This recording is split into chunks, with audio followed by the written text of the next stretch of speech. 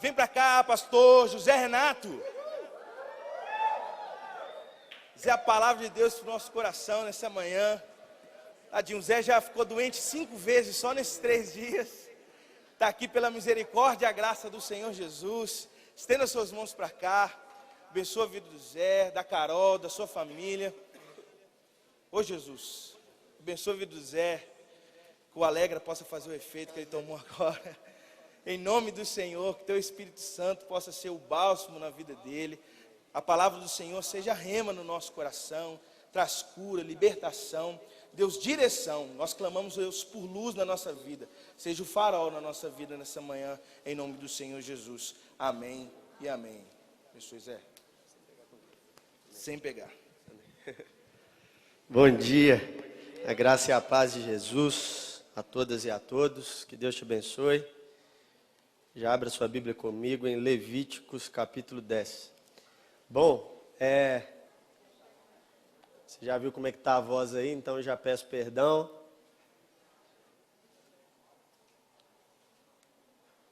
Se alguma hora falhar a voz. Levíticos capítulo 10. Prazer estar aqui, mais uma vez. E não poderia começar diferente esse acampamento sem agradecer a Deus, porque eu fui representando a nossa juventude na semana passada, num congresso de líderes. O Thiago me enviou para representar a juventude. E lá naquele congresso de líderes de jovens, eu pude perceber algo que a gente tem e que é muito raro, sem fazer crítica a nenhuma igreja A, B ou C. Mas a gente tem líderes que põem a mão na massa. E isso é um motivo de privilégio e agradecimento a Deus.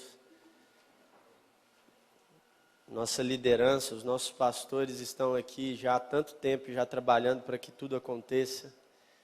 Eles não ficaram mandando fazer, eles fazem, eles pegam junto, e isso é muito legal, é um exemplo. Já há tantas semanas, mas principalmente desde quarta-feira aqui dormindo, né? Então, todos aqui fazendo acontecer isso, e é no mínimo um motivo de respeito que nós devemos ter para com eles, e eu peço a você que ore pela vida deles, pastor Tiago, pastora Fabiana, os demais pastores da juventude, líderes, que Deus tem usado para nos abençoar. Amém? Levíticos capítulo 10, o título da minha mensagem hoje é Não Brinque com Fogo. Amém. Vamos do verso 1 ao verso 3. Nadab e Abiú, filhos de Arão, pegaram cada um o seu incensário, nos quais acenderam fogo, acrescentaram incenso e trouxeram fogo estranho perante o Senhor, sem que tivessem sido autorizados. Então saiu fogo da presença do Senhor e os consumiu. Morreram perante o Senhor. Moisés então disse a Arão: foi isto que o Senhor disse: aos que de mim se aproximam, santidade mostrarei, à vista de todo o povo, glorificado serei. Arão, porém, ficou em silêncio. Feche seus olhos mais uma vez. Senhor Deus, nos carregue nesses dias, Senhor. Nos carregue no Senhor. E fale conosco, que o teu Espírito esteja entre nós. Essa é a nossa oração em nome de Jesus. Amém. Não brinque com fogo.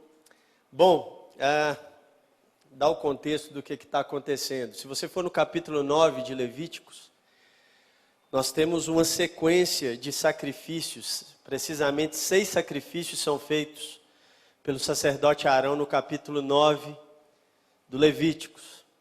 Sacrifícios esses que eram guiados pela lei que o Senhor havia dado no Sinai e que deviam seguir um certo padrão que Deus havia ordenado para que cada sacrifício fosse realizado. E Arão assim o faz. Ele faz 6 sacrifícios, e no final do capítulo 9, mostra Deus aceitando os sacrifícios de Arão, porque quando Arão faz o sacrifício fora dos portões da cidade, o fogo do Senhor sai do Senhor e queima o holocausto que foi oferecido por Arão. E logo depois disso, os filhos de Arão, 2 filhos de Arão, Nadab e Abiú, esses também sacerdotes, porque o filho de sacerdote dentro da tradição judaica era sacerdote também, da tribo de Levi, eles veem que o Senhor aceitou o sacrifício de Arão e pegam os seus incensários, ou seja, uma espécie de pequena bacia com incenso dentro, e queimam esses incensários para Deus. Só que isso não era o que Deus havia ordenado. E quando eles fazem isso, Deus então envia fogo sobre eles e queima os 2 filhos de Arão. E aí Moisés chega e diz isso. Foi isso que o Senhor disse, que ele ia mostrar a santidade dele e que ele seria glorificado todas as vezes que ele demonstrasse a santidade dele, de uma forma ou de outra. E Arão fica em silêncio. Esse é o contexto, essa é a história do que acabamos de ler. Bom, eu quero falar hoje de manhã, e por que vou falar sobre isso? Você sabe, o nosso acampamento de inverno, sempre o tema dele é Ignis, que significa fogo em latim. E eu fui orar e fui conversar com Deus sobre o que nessa temática do fogo eu poderia trazer para a juventude, para nós enquanto comunidade. É sempre diferente para mim pregar quando eu prego na nossa igreja do que quando eu prego fora, porque quando eu prego fora é como se eu fosse um enviado de Deus levando uma mensagem para aquela comunidade. Mas quando eu prego aqui é como se eu fosse alguém que está recebendo a mensagem como comunidade primeiro, para depois repassar para nós. E o que Deus falou comigo, então, em primeiro lugar, e que eu repasso para vocês, é que existe uma diferença muito tênue, uma linha muito fina entre servir a Deus e brincar de religião. Brincar de religião parece muito com servir a Deus, mas não é servir a Deus. Servir a Deus às vezes parece com brincar de religião, mas não é brincar de religião. Porque é uma linha muito tênue. E existem alguns perigos da gente brincar de religião. Brincar de religião pode parecer inofensivo, mas traz consequências graves para nós e traz implicações graves para a nossa vida. Brincar de religião é brincar com fogo. E com fogo não se brinca. Especialmente o fogo de Deus. Especialmente o fogo que pode nos consumir a qualquer momento. A questão no texto aqui não é se Deus ia manifestar sua santidade ou não. Deus já havia avisado que ele manifestaria sua santidade. A questão aqui no texto é como Deus vai manifestar sua santidade entre nós.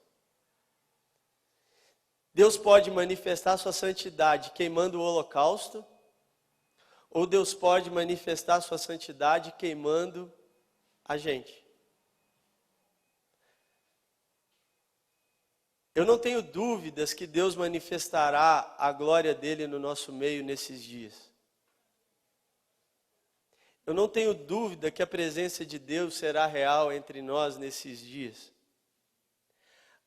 A minha questão para você nessa manhã é, quando Deus manifestar a santidade dele no nosso meio nesses dias, o que irá queimar diante dele? O holocausto ou você? E eu sei que numa linguagem evangelical, contemporânea, a gente queimar é legal, mas dentro desse contexto aqui não é legal. A gente queimar é a nossa morte. A gente queimar é a nossa perda. O holocausto queima para que a gente não queime. Essa que é a ideia. Então, eu quero trabalhar aqui os perigos de se brincar de religião. E como a gente deve servir a Deus de verdade. O primeiro perigo de se brincar de religião é achar que todo fogo é fogo de Deus. É achar que Deus só mandou queimar. É pensar que se tem fogo é de Deus. Esse é o primeiro perigo. Nadab e Abiú, os filhos de Arão, eles viram acontecer um sacrifício, e ali já não era mais uma novidade, já haviam tido alguns sacrifícios, tanto do tabernáculo quanto os fora da porta da cidade, que eram vários tipos de sacrifício que Deus havia ordenado. Alguns deles levavam fogo, porque Deus havia ordenado que tivesse fogo. Mas existe aqui uma ideia de que Deus ordenou, existe o ordenamento de Deus por trás. Perdão. O jeito de servirmos a Deus é do jeito de Deus. A gente não serve a Deus do jeito da gente, a gente serve a Deus do jeito de Deus. Porque do jeito da gente não serve para Deus. O jeito da gente é ruim. O jeito da gente é pecaminoso. O jeito da gente é contaminado. O jeito da gente é marcado pela nossa imundície. E o jeito da gente não é reconhecido por Deus. Para Deus é estranho. É chamado de estranho porque Deus não conhece. Deus só conhece o que Ele mesmo determinou para conhecer. O único fogo que Deus reconhece é o fogo que Ele mesmo aplica. E esse é um perigo de brincar com religião. Porque a religião, ela nos tenta a oferecer para Deus algo que é nosso e que não foi Ele que nos deu. Oferecer para Deus algo que nos é muito legal, mas que não foi Ele que nos deu para dar para Ele. Lembra da história de Abraão?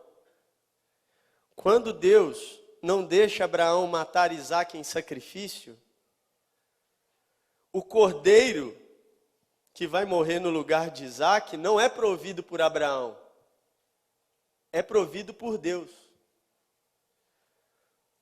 Porque o que é oferecido para Deus não pode ser provido por nós mesmos, só pode ser provido pelo próprio Deus. É Deus quem nos dá aquilo que nós iremos entregar para Ele em culto. Deus não está aqui atrás do seu melhor, sabia disso? Porque o seu melhor, para não usar uma palavra de muito baixo escalão, é esterco para Deus. O seu melhor é nada para Deus. É o que Paulo diz em Filipenses capítulo 3. Ele diz assim, eu sou judeu de judeus, da tribo de Benjamim, que era a tribo guerreira, zeloso para com a igreja, pela lei fariseu. Ele vai dando um tanto de coisa sobre quem ele é, o que ele pode. Ele mesmo, Paulo, circuncidado ao 8º dia. Dentre vocês sou o mestre. Dentre vocês, se tem alguém que pode falar alguma coisa aqui, sou eu. Mas quando eu chego perto de Deus, Ele considera isso tudo esterco. É Paulo.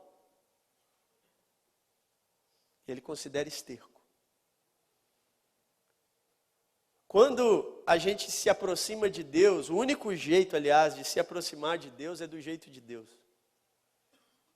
Não tem como você querer se achegar a Deus achando que se você montar uma imagem de parecido com o que é de Deus, Deus vai aceitar. Deus não cai na sua enganação.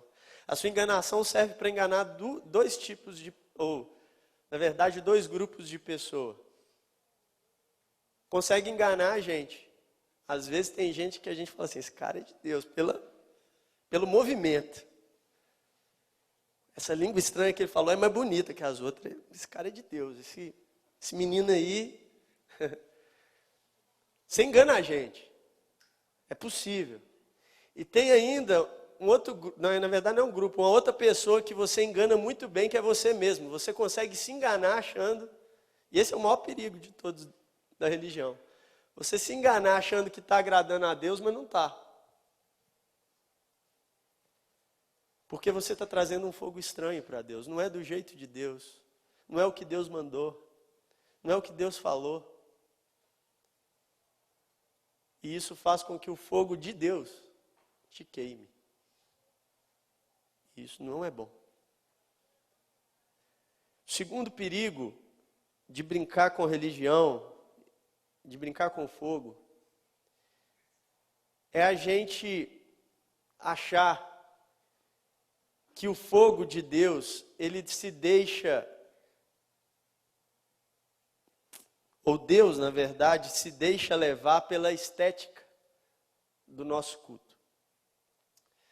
Se você pega os sacrifícios de Arão, são todos sacrifícios animais,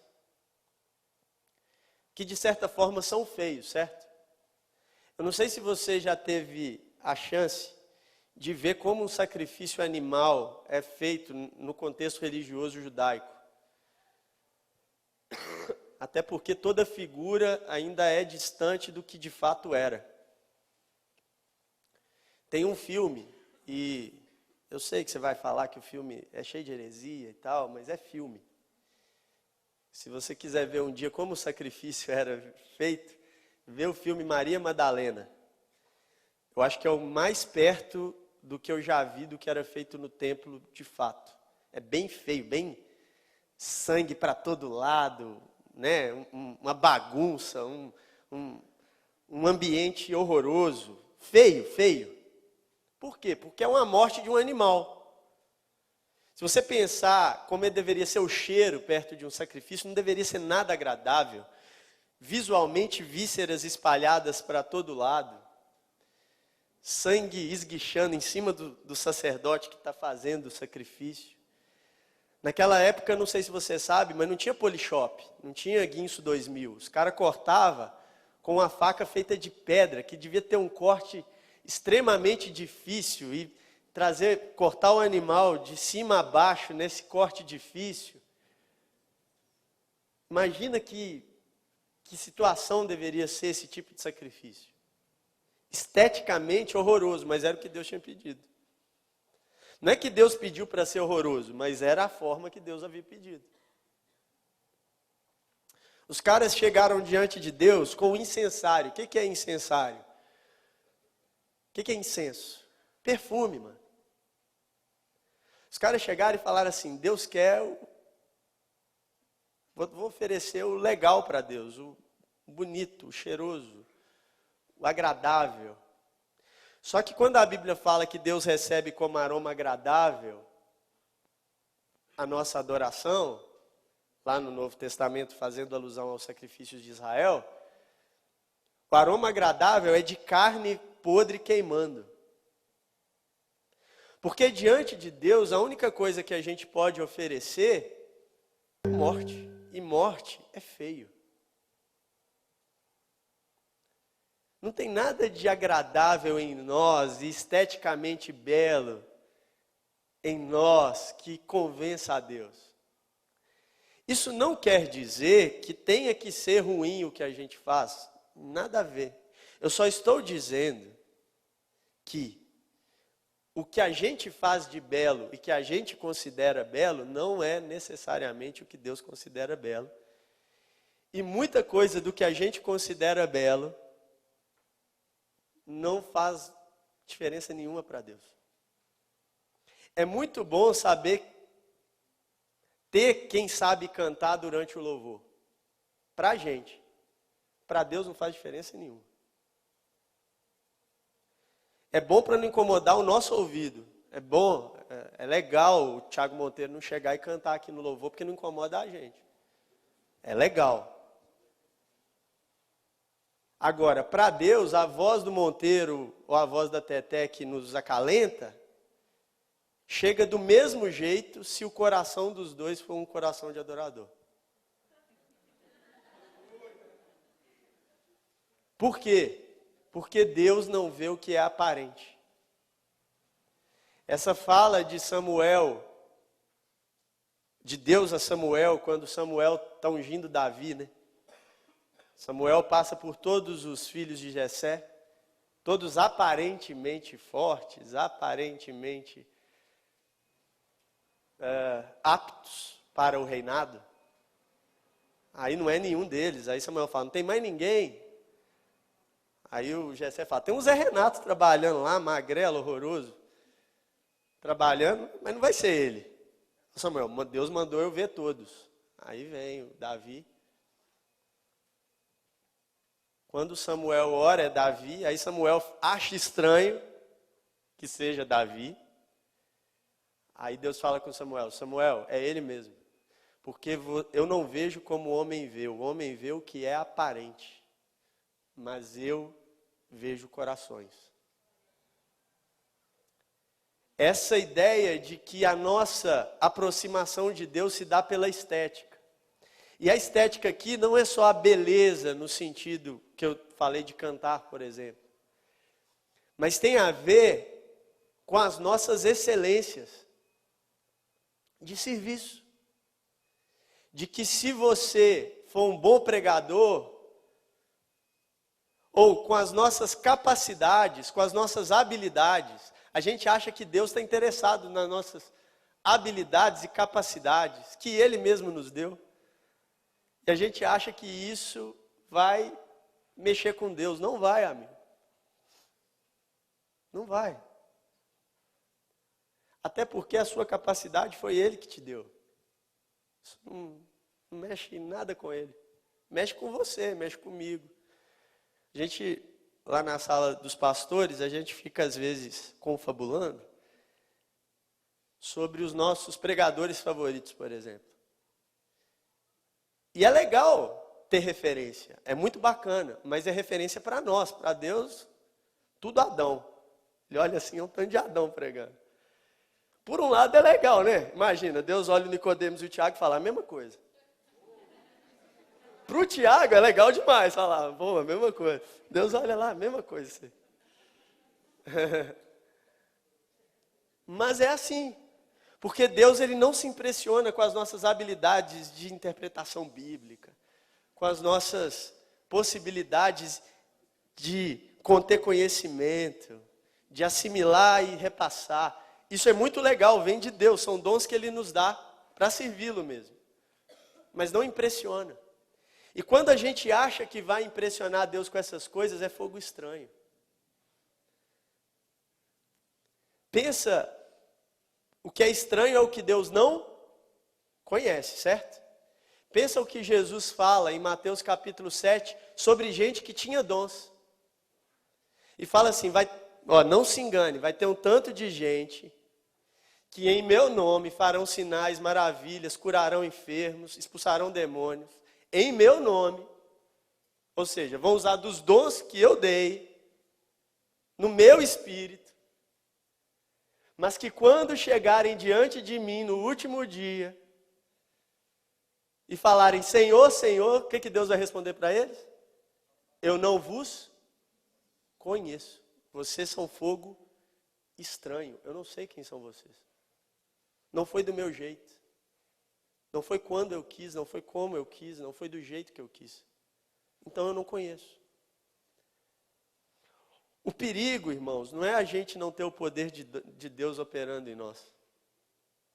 Tem muita gente que está preocupada se o poder de Deus está operando em você ou não. O perigo não é esse. O perigo é o poder de Deus operar em você sem ser do jeito de Deus. O perigo não é se o poder de Deus te reconhece, é se Deus te reconhece. É melhor Deus te conhecer e você não ser nada poderoso do que Deus te compartilhar poder com você e você perder o reconhecimento de Deus. As estéticas do nosso culto não impressionam Deus. A excelência que a gente faz tem que ser feito com excelência? Claro que, mas não para impressionar Deus. Tem, porque a gente tem um compromisso comunitário, de amor uns com os outros. Por isso que tem. E eu confesso que, por uma questão de perfil, eu acho que a juventude ela foi agraciada, pelo menos nesse período, com isso. A gente tem perfis muito diferentes de pastorado. E eu acho isso muito positivo, porque a gente acaba se equilibrando. E eu confesso que, pelo meu perfil, eu não sou um cara de muito chamar atenção, eu não sou tão exortativo. E nós temos alguns pastores que são mais exortativos, outros menos. Mas às vezes não, sempre, pelo menos até hoje sempre, eu tive que concordar com o Tiago quando ele chegou com uma direção para a nossa juventude e disse, eu me lembro de uma das primeiras reuniões ele falando,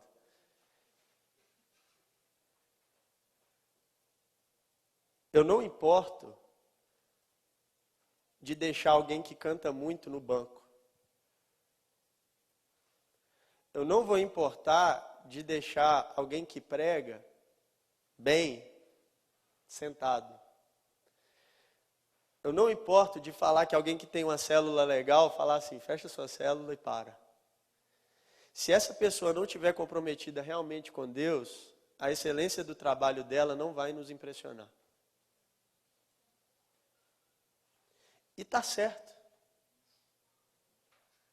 Eu prefiro alguém que tenha compromisso real com Deus, cantando, ainda que não tão afinadamente, mas nos levando a uma adoração real, do que alguém mostrando fogo estranho em nosso nome, e correndo o risco de Deus queimar a gente a qualquer momento.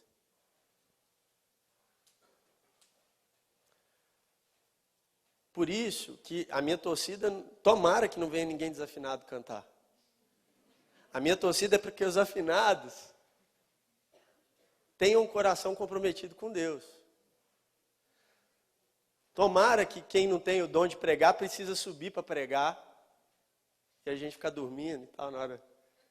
Tomara que não seja assim. Mas que aqueles que têm esse dom, que Deus compartilhou esse dom com eles, tenham corações comprometidos com Deus. Tomara que aqueles que servem nas situações mais complicadas de infraestrutura e difíceis, continuem servindo, porque tem coisa que só esses caras conseguem fazer. Mas que sirvam com o coração realmente voltados para Deus. Não achando que o seu serviço é necessário para Deus. Não é.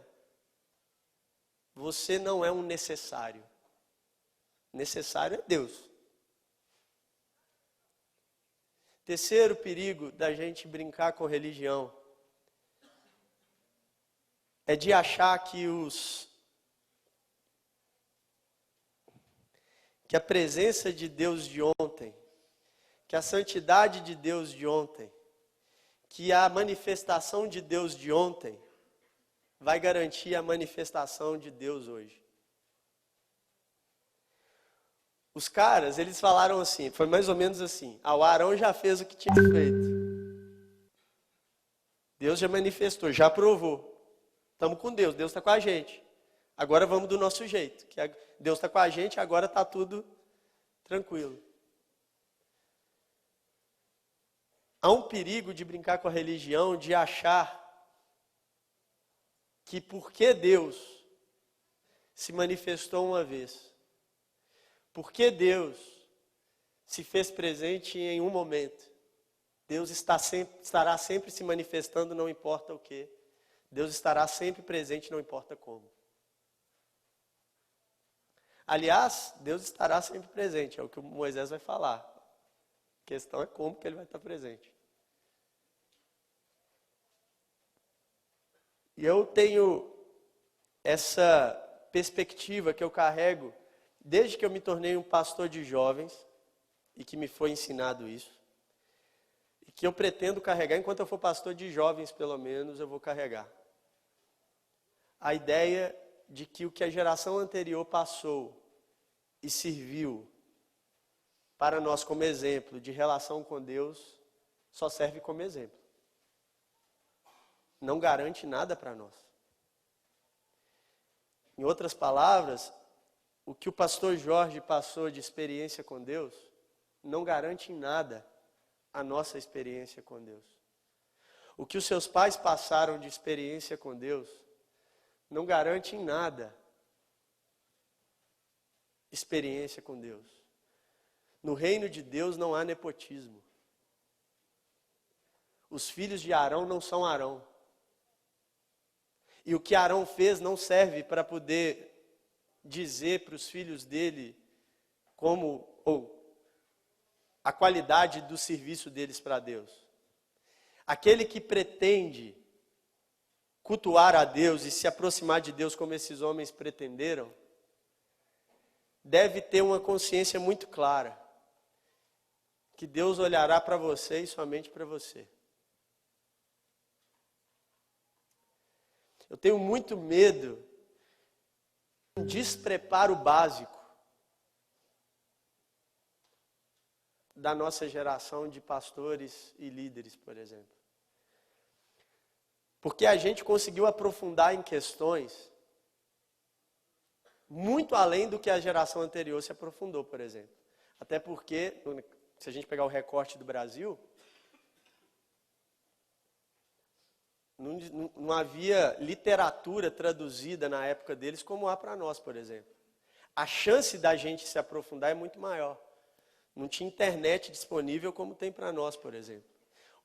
O conhecimento disponível é muito maior. E isso fez com que a gente se aprofundasse muito mais.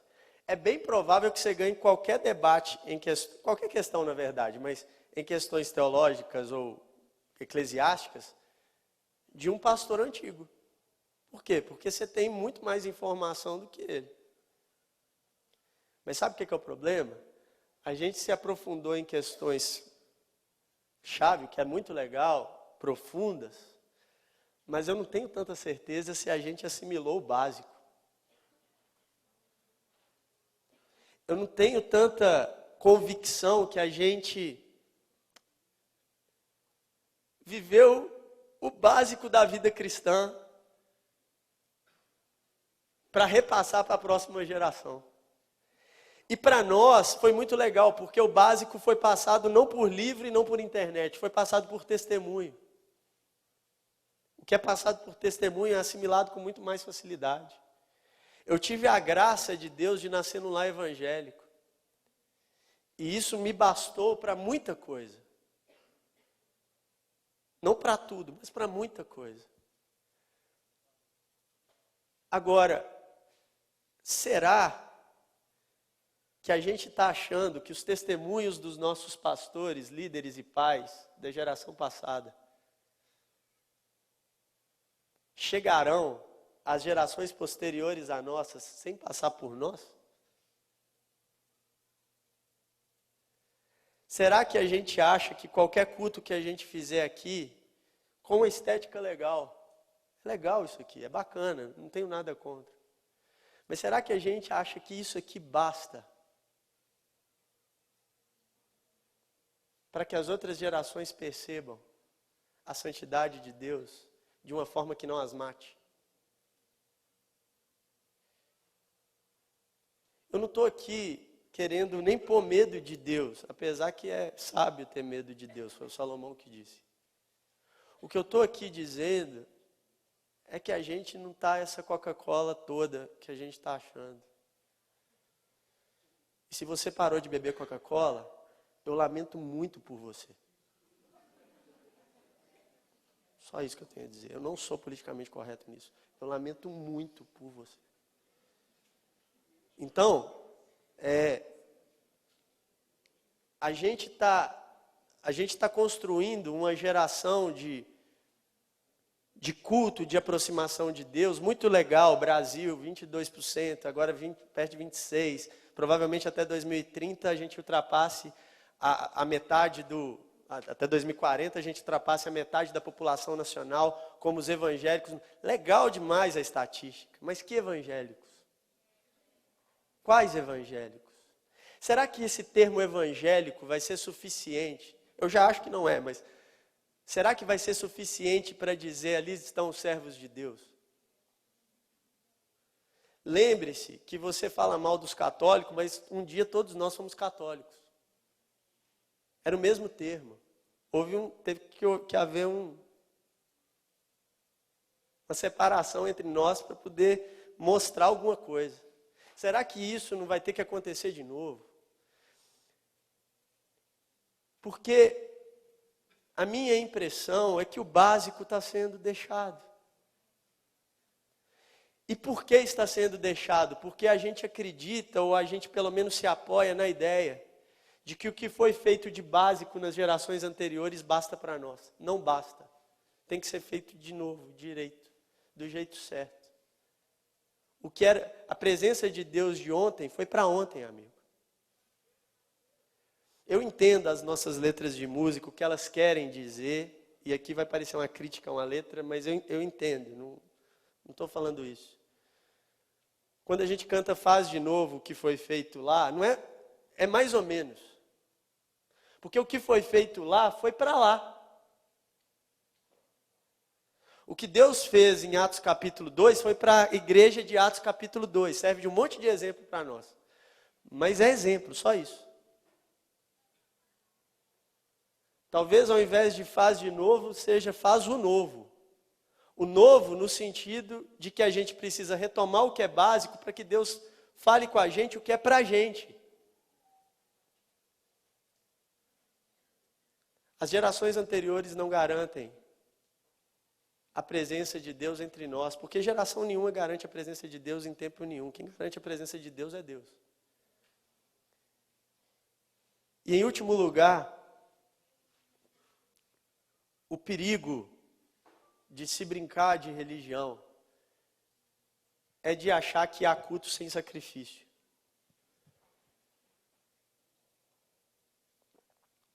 É de pensar que é possível queimar alguma coisa diante de Deus sem ter sangue. Chegar com um incenso, queimar diante de Deus e achar que isso é culto. Não é. Culto diante de Deus tem que ter morte, amigo. Tem que ter sangue.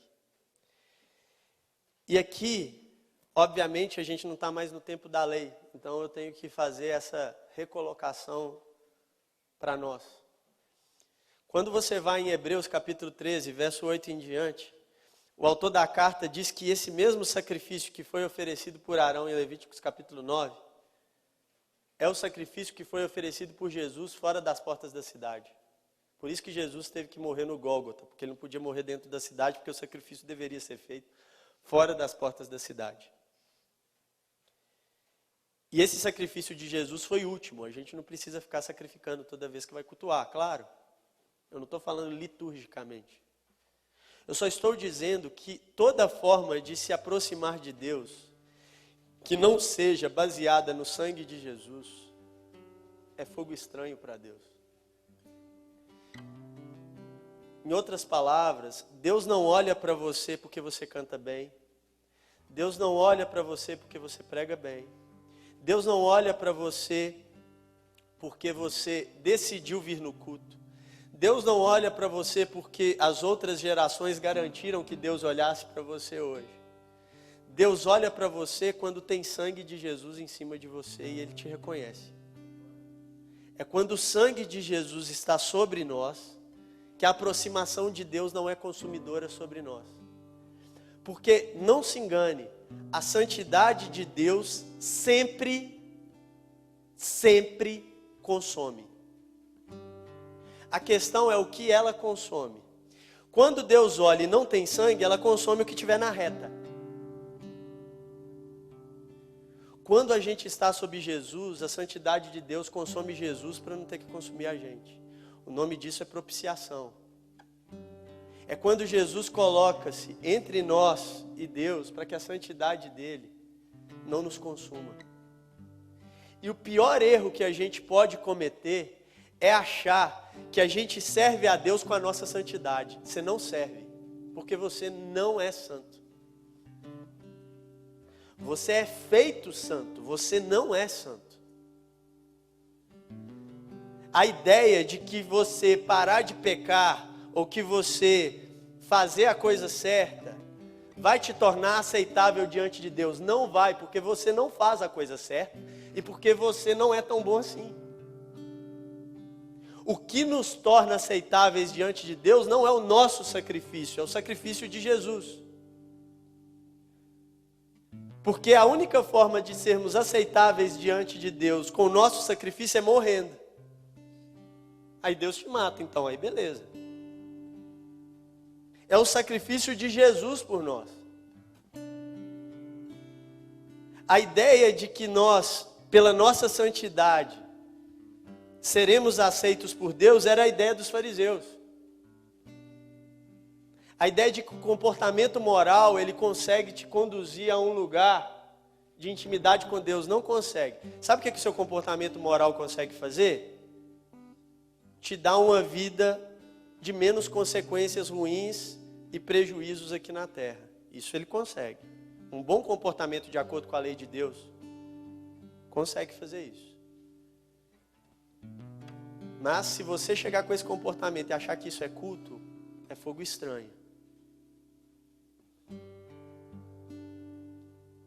O único culto agradável a Deus é Jesus Cristo. E a gente se coloca sob o sangue de Jesus. E para se colocar sob o sangue de Jesus, eu tenho que olhar para o meu pé e dizer: tem misericórdia de mim, porque eu sou pecador. Tem misericórdia de mim, porque enquanto as pessoas veem talvez um cara santo, eu sei que eu não sou. Me coloca sob o sangue de Jesus, que é o único que pode me representar perante o Pai.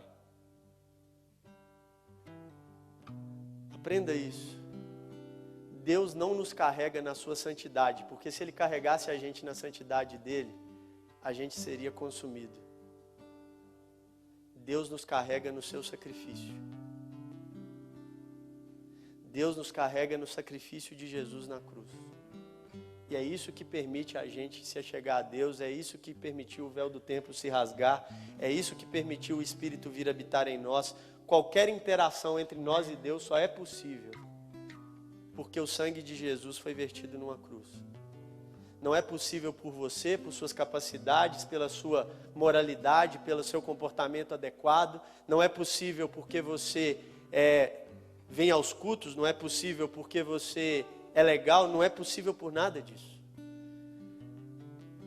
É possível porque Jesus decidiu falar assim: vem no meu sacrifício, eu te levo para Deus, eu te conduzo até o Pai. Porque ninguém vem ao Pai se não for por mim. Ninguém.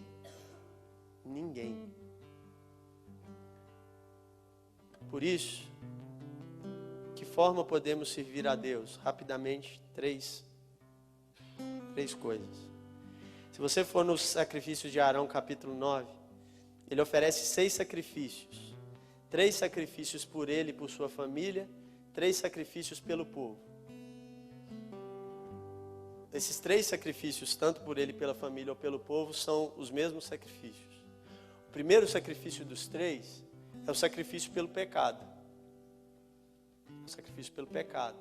O pecado do povo fazia com que Arão matasse um animal referente ao pecado dele ou ao pecado do povo, para que eles não morressem por conta do seu pecado. Nós não fazemos mais sacrifício. Quem é o nosso sacrifício? Jesus. Quer servir a Deus de verdade? Primeira coisa, reconheça o seu pecado e confesse diante de Deus. E diga, Jesus, eu sou pecador. Eu não estou falando aqui, quem tem pecado reconheça. Todo mundo tem. Eu estou afirmando. A questão é, você vai reconhecer isso ou não? Diante de Deus, você confessa. Você pousa de santarrão no seu ministério. Deus tenha misericórdia de você por isso. Mas diante de Deus, a gente confessa. Diante de Deus, a gente fala, Deus, tem perdão do meu pecado. Tem misericórdia do que eu tenho oferecido, que vem de mim mesmo para o Senhor. E não tome em conta aquilo que provém de mim. Mas me deixe oferecer para o Senhor o que o Senhor me deu para te oferecer. Diante de Deus, a primeira atitude é de confissão. Sempre. Isso é interessante. Não que a gente tenha que fazer desse jeito, tá? Mas só para você saber por curiosidade. Quando os reformadores iniciaram as igrejas protestantes, devido a essa questão, toda a igreja protestante deveria iniciar o culto, deveria iniciar o culto com uma oração de confissão. A primeira coisa no culto era uma oração de confissão diante de Deus, porque senão ninguém podia chegar diante de Deus. A ideia vem daqui. A ideia de que qualquer aproximação diante de Deus requer, em primeiro lugar, confissão de pecado. Qualquer um. Por isso nós confessamos. E Deus ainda deixou dentro disso uma ferramenta muito interessante para nós. Que é possível a gente se confessar para Deus com Deus, mas é possível a gente se confessar para Deus com o próximo. E isso também é libertador.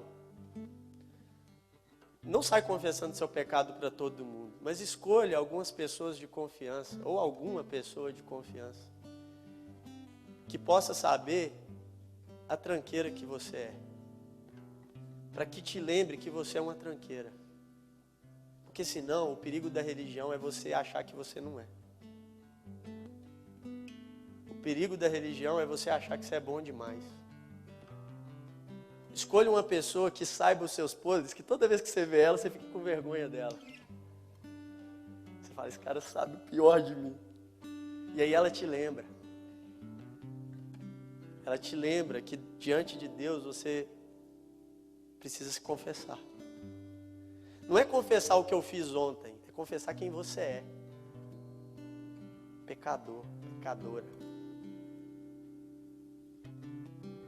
Em segundo lugar, o segundo sacrifício que Arão fazia, primeiro, era para confessar pecados. Segundo, agora está limpo, beleza, pode chegar a Deus? Não. Tem que reconhecer que não pode. Tem que reconhecer sua incapacidade. Era o sacrifício da limitação humana. Porque quando Deus vê a limitação humana, a ira de Deus se acende. Quer ver um exemplo? Quando Moisés, lá no Êxodo capítulo 3, Moisés tem que ir até o faraó porque Deus está mandando. Fala assim, Moisés, vai lá no faraó e fala para deixar o meu povo ir. O que Moisés responde para Deus? Não vou não. Aí Deus fala, por que não, Moisés? Não tem condição, a minha limitação, provavelmente Moisés tinha uma limitação na fala, talvez uma gagueira. E aí ele fala, a minha limitação não deixa eu me chegar perto do faraó. Aí Deus fala, não, mas eu vou deixar você fazer isso. Aí Deus manda Moisés jogar a vara no chão, ela vira serpente. Agora você vai, Moisés? Eu não vou não, senhor. Senhor, legal demais o truque da vara, mas eu vou continuar por onde eu estou mesmo. Então Moisés, põe a mão no peito. Aí Moisés põe a mão no peito. Aí tira a mão do peito. Aí ele tira, a mão fica leprosa. Aí ele coloca a mão no peito de novo. Aí ele coloca. Aí tira a mão do peito. Aí ela fica curada. Olha que legal. Aí ele fica assim. Leproso ou não leproso? Tá vendo, Moisés? Vai lá na frente do faraó e faz isso. Aí ele falou, legal demais o truque da mão, mas não vou não, senhor. Eu vou ficar por aqui mesmo. Moisés pega uma aguinha lá no rio. Ele pega a aguinha no rio, a água vira sangue. Volta a água para o rio, o sangue vira água. Tá vendo, Moisés? Estou vendo. Eu vou deixar você fazer isso lá. Não, doido demais, viu, Deus? Mas não vou não. Aí diz que por causa da limitação de Moisés, a ira do Senhor se acendeu contra Moisés. Mas ele não foi lá e queimou Moisés por causa disso. O que Deus fez? Tá bom, Moisés, você é limitado, eu entendi, você não é igual eu. Então eu vou chamar o Arão para falar por você no seu lugar, na sua limitação. A gente bate palma para Moisés nas discussões com o faraó, mas Moisés não discutia com o faraó. Quem discutia era Arão. Moisés ficava calado. Quem falava era Arão em nome de Moisés, mas Moisés mesmo não falava nada. Porque tinha uma limitação. Reconhecer limitação é imprescindível para quem quer se aproximar de Deus. Reconhecer limitação aqui não tem a ver mais com pecado, nós já confessamos o pecado. Aqui tem a ver com, ainda que eu não pecasse, o que é impossível, eu não seria como tu, Senhor. Eu teria meus limites. Eu teria minhas questões e meus problemas a resolver. Eu teria minhas contingências. Um tanto de coisa me falta. Ainda que eu fosse o mais santo dos homens, que eu não sou, eu ainda seria como pó e cinza diante do Senhor.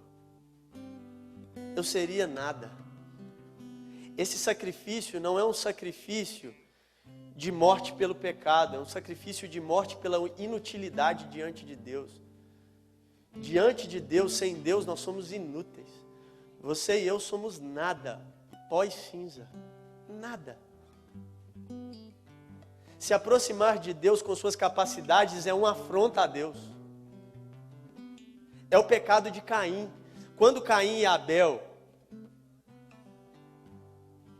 oferecem oferta, você já percebeu que no Gênesis não fala por que Deus aceitou a oferta de Abel e não aceitou a de Caim, só fala que foi assim. O Gênesis é arbitrário. O que é isso? Ele simplesmente conta que foi assim, não explica o porquê. Está nem aí. Deus aceitou a de Abel e rejeitou a de Caim. Ponto.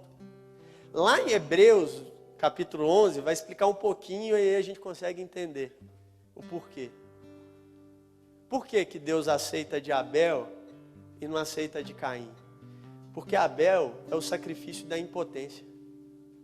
É o do nada posso. A única coisa que eu consigo fazer para o Senhor, Deus, é morte. Eu sou um fabricante de morte. É o que eu sei fazer. E Deus falou, que bom que você entendeu. Então, agora me dá a oferta aqui. Porque quem faz sou eu. Já Caim é o contrário. Caim era um lavrador.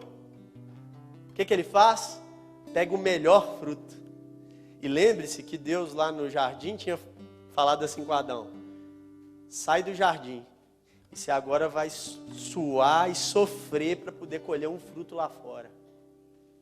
O que Caim faz lá fora? Um pomarzão. Deus falou que ia sofrer, né? Faz um pomarzão. Tira o melhor fruto, o mais bonito. Chega aqui, está aqui Deus, minha oferta. O que ele está falando para Deus? Não preciso de jardim não, eu consigo. Eu consigo fazer, eu sou bom. Eu sou um bom lavrador, eu consigo produzir bem meus frutos. E às vezes o nosso culto é assim diante de Deus. Deus te deu umas habilidades aí que você acha o top. E você até consegue mesmo. Você faz o fruto. Você até chega diante de Deus e fala, Deus, tá aqui, ó. Como é que eu sou bom?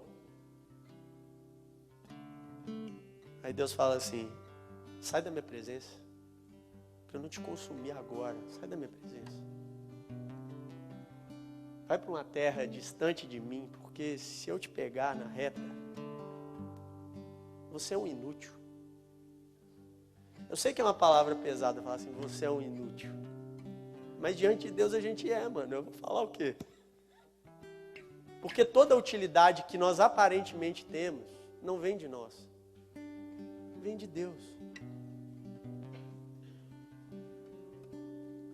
Pega o Lucão, toca guitarra, bem, graças a Deus. Só a guitarra, né? Bem. Toca bem. Mas, e se amanhã se amanhã aparece alguma coisa na mão do Lucão que impede ele de tocar guitarra? O que o Lucão pode fazer? Nada, mano. Ele é limitado, ele é frágil. É Deus que deixa o Lucão tocar guitarra. É Deus que dá a voz para o pregador pregar. Eu estou falando isso em termos dos mais frágeis. Para a gente não falar de vida. O que garante que amanhã a gente vai estar vivo? A gente é tão ruim na questão de limitação, tão pós-cinza, que você pode vencer um câncer. Olha que louco. Já parou para pensar? Você vence o câncer lá no hospital do câncer. Aí você desce o hospital. Quando você está saindo do hospital, você vai atravessar a rua, um caminhão te pega e te mata. Que poder tem nesse ser? Nenhum. Nenhum. A gente é frágil. A gente é, por natureza, inútil. O que nós temos de utilidade é graça de Deus que veio no sacrifício de Jesus para conosco. E em último lugar, para a gente orar. Como servirmos a Deus? O terceiro sacrifício de Arão era para reconciliar-se com Deus. Eu me confessei, declarei a minha incapacidade diante de Deus. Esse terceiro sacrifício faz com que esse sangue firme uma aliança entre eu e Deus novamente que estava rompida.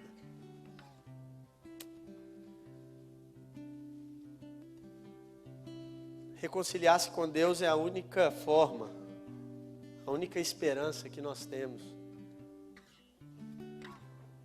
para não sermos consumidos. E a questão aqui não é se Deus quer reconciliar, Ele sempre quer. A questão aqui é se a gente entender o que a gente precisa.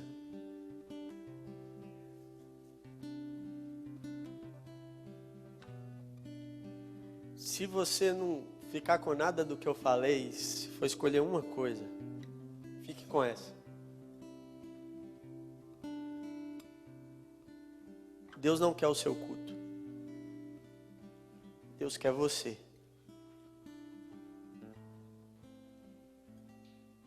Vou repetir. Deus não quer o seu culto. Deus quer você como culto.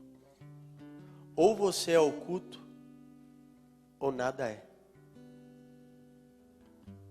Ou você inteiro, ou nada.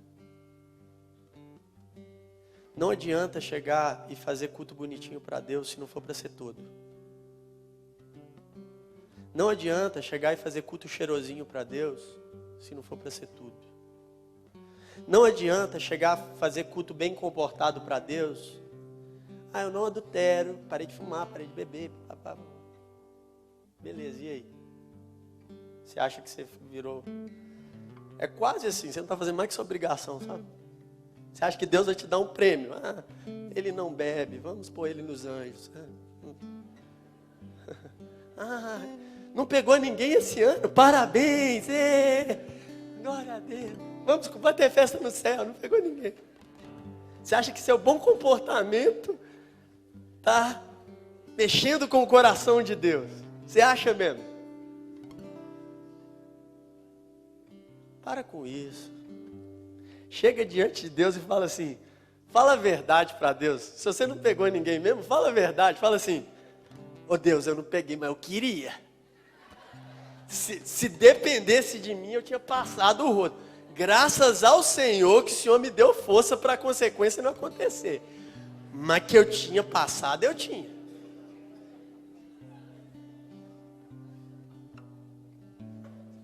Quando Jesus combate os fariseus lá no Sermão do Monte, é isso que Jesus está falando.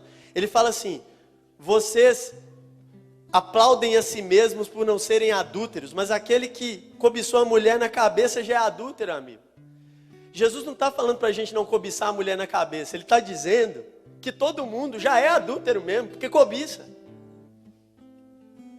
Jesus não está dizendo, naquele momento, falando assim, não odieis, porque odiar já é assassinato. Ele está dizendo que todo mundo já é assassino, porque todo mundo odeia. Alguma vez alguém odeia.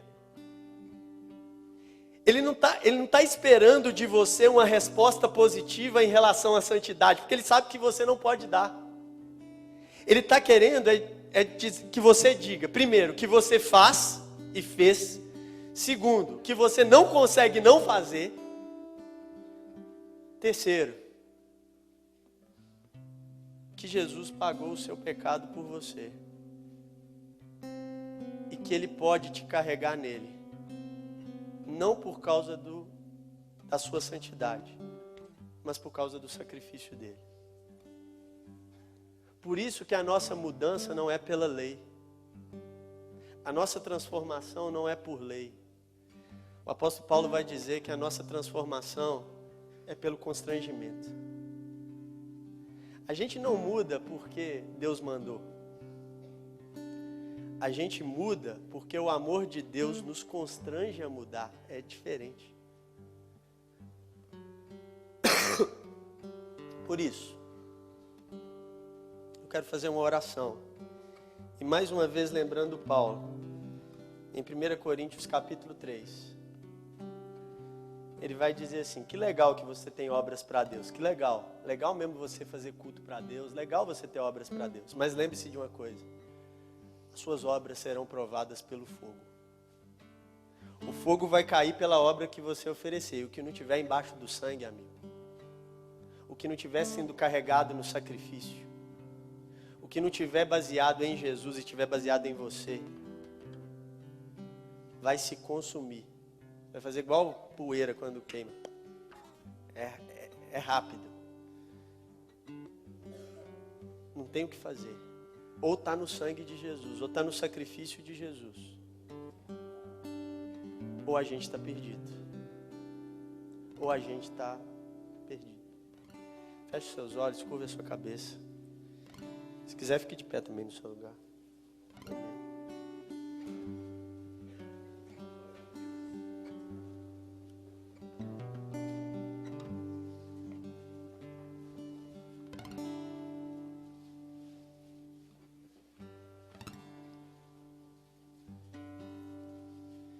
Como é o primeiro culto,